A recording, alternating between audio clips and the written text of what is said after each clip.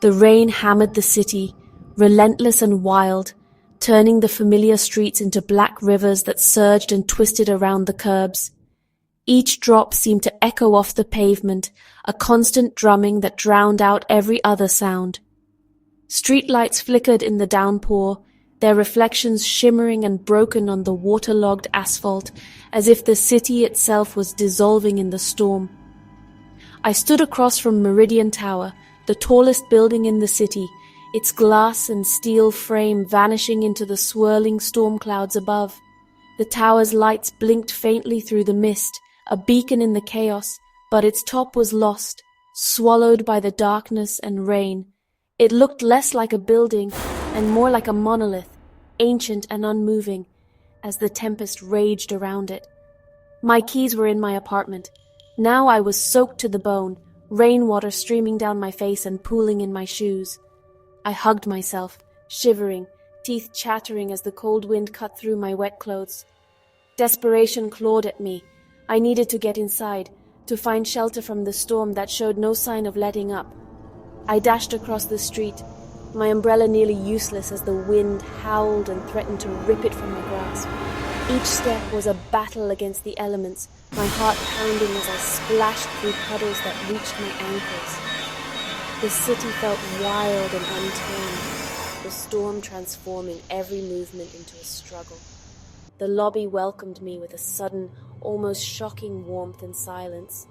The storm's roar faded behind thick glass doors, replaced by the soft hum of distant lights and the faint scent of polished marble. Shadows stretched across the vast, empty space, and for a moment I felt like I had stepped into another world, one untouched by the chaos outside. No one was at the reception. The desk sat empty, a lone island in the sea of marble. My footsteps echoed sharply as I crossed the lobby, each sound magnified by the emptiness.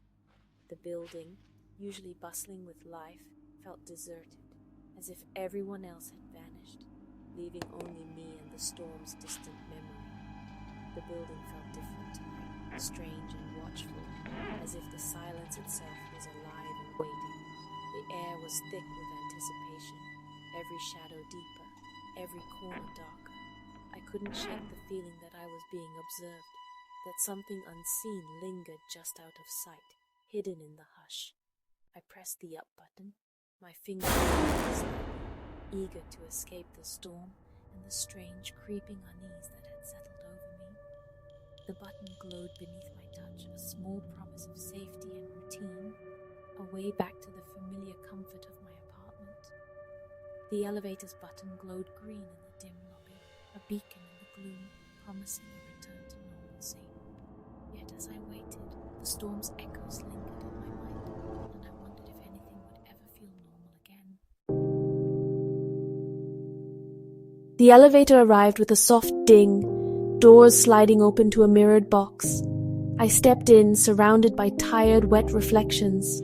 The control panel listed every floor, except 13. Odd for a modern building, but maybe just superstition. I shrugged, ready to press 25, when I noticed a hidden button at the bottom. Square, dark, almost invisible, etched with a faint 13. My heart skipped. Why a secret button for a floor that shouldn't exist? Curiosity overpowered caution. I hesitated, then reached for it. What harm could it do? Just a quick look, I told myself. I pressed the button. The button sank in with a spongy feel. No light, no click. For a moment, nothing happened. Then the elevator jolted violently, lights flickering to a sickly yellow. The hum turned to a groan. The air grew cold and musty. The floor indicator glitched, then blinked. 13. Panic rose. I jabbed at the open button, but the door stayed shut. The elevator shuddered upward, past familiar floors, toward a place that shouldn't exist. My reflection stared back, wide-eyed and afraid. I wished I'd ignored that strange dark button, but it was too late. The elevator swayed and creaked, climbing higher. My reflection lagged behind, moving out of sync. A chilling sight. My phone was dead, though it had been charged moments ago. Tinny, distorted music played, growing louder and more menacing. The floor numbers spun backward, then into negatives. Impossible. The music cut out, the indicator blinked 13. The elevator shuddered to a stop. A heavy thud echoed above. I held my breath, staring at the doors. I'd arrived, on a floor that shouldn't exist.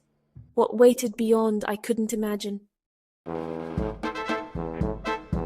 The doors creaked open, releasing a wave of cold, decaying air that seemed to seep into my bones. The scent was sharp and metallic, tinged with the unmistakable odor of mold and something older, something forgotten. As I stepped inside, the chill wrapped around me, making every breath feel heavy and damp. The hallway was dark, lit only by flickering bulbs that buzzed overhead, casting long, trembling shadows on the walls. The corridor stretched on, vanishing into a darkness that felt almost alive, as if it was waiting for me to step further in. The carpet squelched underfoot, stained and soaked from years of neglect. Each step released a musty odor, and the dampness seeped through my shoes, chilling my feet. It felt as though the floor itself was trying to hold me back, clinging to every movement. Peeling wallpaper revealed moldy plaster beneath, the patterns warped and faded by time. The air was thick and muffled, heavy with the weight of years of decay. Every breath tasted of dust and mildew, making it hard to swallow. The elevator doors closed behind me with a dull, final thud. I was trapped. The sound echoed down the hallway, and for a moment, I wondered if anyone had heard it, or if I was truly alone in this forgotten place. Dripping echoed in the silence as I walked past battered doors.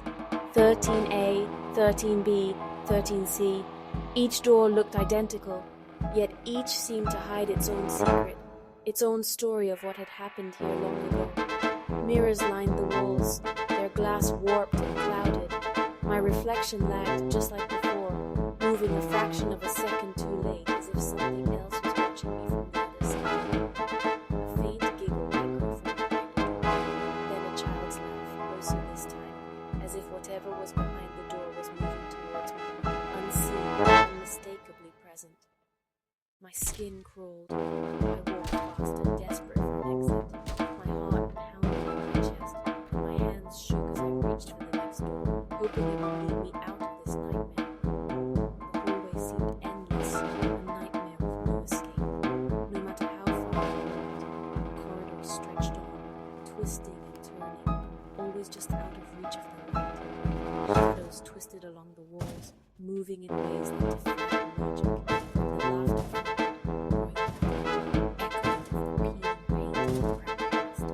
The laughter searching for any way out, my mind racing with fear and confusion.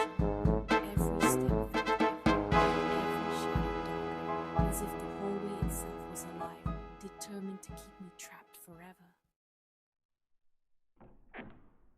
I passed door after door.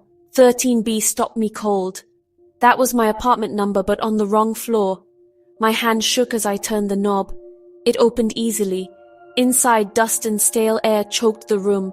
The layout was identical to my own apartment, but everything was old, faded, covered in cobwebs. Piles of ancient mail bore my name. On the wall, sepia photos showed my family and me, much older, hair grey, face lined. I stared horrified. Was this my future? Had someone or something lived my life here, forgotten? The room felt like a tomb. I backed away, heart pounding. I stumbled into an old mirror, its glass cloudy. My reflection stared back, then something moved behind me.